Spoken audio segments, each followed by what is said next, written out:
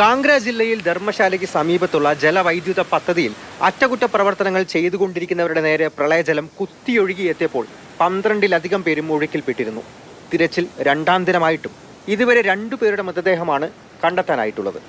ബാക്കിയുള്ളവർക്ക് വേണ്ടി NDRFും പോലീസും ഇപ്പോഴും തിരച്ചിൽ നടത്തുന്നു.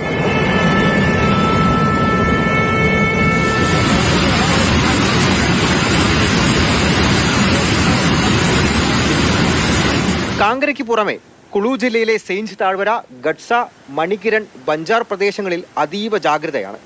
മണാലി സബ് ഡിവിഷനിലും ഷിംലയിലും ആശങ്ക നിഴലടിക്കുന്നുണ്ട്. നാളെ രാവിലെ വരെ ഒറ്റപ്പെട്ട അതിശക്തമായ മഴ ഉണ്ടാകുമെന്നാണ് മുന്നറിയിപ്പ് നൽകിയിരിക്കുന്നത്.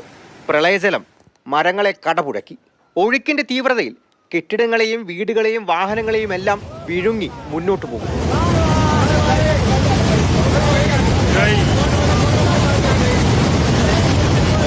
മണികിരണിലെ ബ്രഹ്മഗംഗ മേഖല, ഗഡ്സയിൽ ഗോമതി നദിയും പാർവതി, ബിയാസ് നദികളും കരകവിഞ്ഞൊഴുകുന്നുണ്ട്.